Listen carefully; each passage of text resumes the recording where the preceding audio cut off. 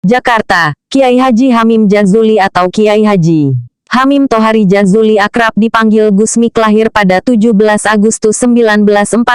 Beliau adalah putra Kiai Haji Jazuli Usman, seorang ulama sufi dan ahli tarikat pendiri Ponpes Al-Falah Mojo Kediri. Gusmik merupakan salah satu tokoh Nahdlatul Ulama, NU, dan pejuang Islam yang masyhur di tanah Jawa. Gusmik adalah kiai yang disebut oleh banyak orang adalah seorang wali Allah dengan penampilan nyentrik unik dan dakwah di tempat yang sangat mengena, seperti di lokasi pelacuran dan kemaksiatan, walaupun tetap mengasuh majelis taklimnya. Dari seiring waktu kehidupan beliau, banyak terdapat cerita tentang kisah kekaromahan beliau. Berikut adalah 10 poin di antaranya. 1. Saat Gusmik di Ploso, ada seorang santri yang sering mengikuti Gusmik. Beliau tidak sholat karena menurutnya dia meniru Gusmik yang tidak sholat. Suatu sore ia ikut Gusmik mencari ikan di sungai. Saat menjelang maghrib Gusmik menyuruhnya memegang jala kecil karena Gusmik akan pergi sebentar. Ketika hari mulai gelap, santri tersebut merasa jala tersebut sudah penuh terisi ikan. Ia berusaha menarik jala tersebut sekuat tenaga. Tanpa disengaja di tengah usahanya menarik jala tersebut dia melihat Gusmik yang sedang melaksanakan sholat maghrib di atas dahan pisang, bahkan melanjutkannya dengan sholat isya. Setelah selesai sholat Gusmik kemudian melayang turun menemui santri tersebut. Dapat ikan? Tanya Gusmik. Anu Gus, jawab santri itu sambil memandangi dahan pisang. Santri itu kemudian menyatakan bertaubat dan Gusmik menyuruhnya untuk mandi tobat di sungai tersebut. 2. Pernah suatu hari, saat memancing, kail Gusmik terbawa ikan. Saking besarnya ikan tersebut hingga membawa Gusmik tercebur dan tenggelam di sungai tersebut. Pengasuhnya yang mendapatkan tugas dari ayah Gusmik untuk menjaga Gusmik kalang kabut. Karena tak ada satupun orang yang bisa dimintai pertolongan. Karena saat itu masih pagi sehingga masih sepi dari pemancing. Mondar-mandir pengasuh Gusmik mencari Gusmik di tepi sungai. Dengan harapan Gusmik tersangkut di tepi sungai, namun sampai hampir 2 jam Gusmik belum juga ditemukan. Akhirnya, karena frustasi pengasuh tersebut pulang ke pondok dan membereskan bajunya untuk pulang tanpa pamit. Karena takut akan dimarahi oleh ayah dan ibu Gusmik yang tak lain adalah pengasuh pondoknya. Dalam cerita Gusmik kepada pengikutnya, ternyata ikan itu merupakan ikan peliharaan gurunya yakni Nabi Khidir dan membawa Gusmik kepada Nabi Khidir. Pertemuan itu menurut Gusmik hanya berkisar 5 menit. Nyatanya Gusmik kembali ke daratan dan balik ke pondok pada jam 4 sore. Sedangkan pengasuh tersebut beberapa bulan kemudian kembali lagi ke pondok setelah mengetahui Gusmik kembali ke pondok dengan selamat. 3. Pernah suatu ketika Gusmik diperintahkan untuk memetik buah kelapa untuk dijual. Lalu berangkatlah Gusmik ke kebun. Karena perawakannya yang masih kecil dan belia, Gusmik belum bisa untuk memanjat pohon kelapa. Akhirnya Gusmik terbang bagaikan burung dari satu pohon ke pohon lainnya memetik kelapa, sampai selesai tanpa menyentuh tanah. Gitu selesai, Gusmik segera turun namun kali ini Gusmik bingung karena hasil panen kelapa gitu banyak. Dia tidak akan mampu untuk membawanya seorang diri. Akhirnya, Gusmik kembali terbang untuk memetik satu pelepah kelapa. Lalu buah kelapa itu ia ikat dua-dua dan dinaikkan ke pelepah kelapa itu. Setelah itu Gusmik menaiki pelepah itu yang kemudian terbang bersama pelepah itu meluncur pulang. 4.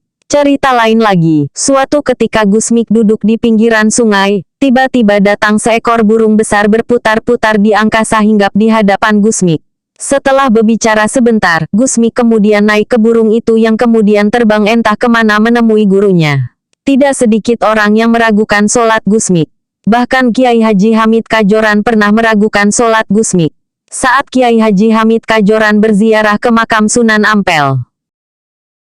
Setelah terlebih dahulu berwudu lantas menengadahkan tangannya. Pada saat itulah KH Hamid Kajoran melihat Gusmik yang sedang melaksanakan sholat di atas dahan pisang. Sejak saat itulah Kiai Haji Hamid tidak berani berburuk sangka pada Gusmik.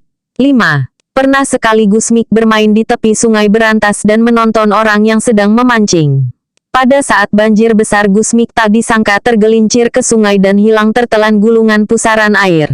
Sampai beberapa jam, santri yang ditugaskan ayah Gusmi menjaga Gusmi mencari di sepanjang pinggiran sungai, dengan harapan Gusmik tersangkut atau bisa berenang ke daratan. Tapi malah Gusmik muncul dari tengah-tengah sungai, berdiri dengan air hanya sebatas mata kaki. Karena saat itu Gusmik tengah berdiri di atas punggung ikan yang sangat besar, yang menurut Gusmik itu merupakan ikan peliharaan gurunya, yakni Nabi Khidir, subhanallah. 6. Gusmik yang kala itu berumur 9 tahun, semakin tampak penuh dengan keajaiban. Ada peristiwa yang diketahui halayak ramai yakni berkaitan dengan wafatnya Kiai Haji Romli, Peterongan, Jombang. Seorang mursyid Thariqat Qadariyah dan dikenal luas sebagai ulama besar. Hari itu datang utusan keluarga Kiai Haji Romli dari Peterongan kepada Kiai Haji Jazuli di Ploso untuk menyampaikan kabar wafatnya Kiai Haji Romli. Kiai Haji Jazuli beserta keluarga bersiap-siap berangkat untuk melayat ke Peterongan. Sedangkan Gusmik kala itu sedang bermain di halaman. Ada sebagian cerita menyatakan Gusmik enak-enakan tidur di kamar. "Mik, semua mau takziah ke Kiai Haji Romli Peterongan, kamu ikut tidak?" tanya Kiai Haji Jazuli. "Males bah," jawab Gusmik sambil terus bermain-main. Akhirnya seluruh keluarga berangkat menuju Peterongan kecuali Gusmik yang sibuk bermain. Gitu tiba di Peterongan, disambut oleh Nyai Romli. "Alhamdulillah Kiai bisa datang," kata Nyai Romli. "Nyuwun sewu, Amik," panggilan Gusmik, "tidak ikut. Tadi diajak tidak mau." "Lah, Gusmik sudah seminggu di sini menunggu Kiai Haji Romli sampai meninggal," jawab Nyai Romli. "Itu sedang bermain di halaman," tambah Nyai Romli. Setelah merasa cukup, Kiai Haji Jazuli kemudian berpamitan dengan penuh rasa penasaran terhadap putranya. Sesampainya di Ploso, Kiai Haji Jazuli memanggil Juwirin, santri yang ditugasi untuk menjaga Gusmik. "Selama aku pergi ke Peterongan, Anik pergi kemana saja?" tanya Kiai Haji Jazuli. "Gusmik tidak kemana-mana. Sejak Kiai pergi sampai sekarang Gusmik masih tidur di kamar," jawab Juwairin. "Kamu jujur saja, tidak perlu berbohong untuk membela Amik," kata Kiai Haji Jazuli belum percaya. "Benar Kiai, saya tidak bohong," jawab Juwairin. "Yang manakah yang benar, Gusmik yang sudah seminggu nungguin Kiai Haji Romli atau yang sedang di rumah lagi tidur? Wallahu a'lamu."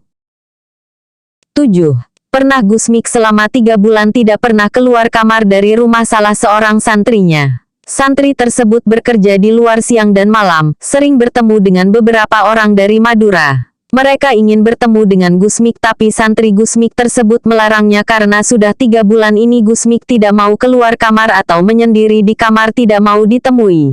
Mereka marah karena merasa dibohongi oleh santri Gusmik.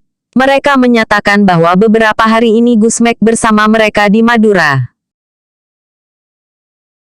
8. Seorang pemilik sebuah rumah makan di Perak, Jombang pernah bercerita bahwa suatu ketika pernah Gusmik menantang beberapa para peminum minuman keras kelas berat ke warungnya untuk berlomba meminum alkohol.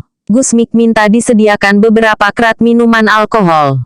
Mereka kemudian minum termasuk Gusmik dan terus minum sampai menghabiskan banyak botol. Sampai para peminum kelas berat telah mabuk dan menyerah. Gusmik masih dengan santainya menikmati botol minumannya. Setelah Gusmik dan para peminum pergi, pemilik warung itu memberesi botol-botol yang berserakan di meja para peminum. Kebetulan pemilik warung itu menemukan botol minuman Gusmik yang masih ada isinya. Karena penasaran, pemilik warung itu mencicipinya.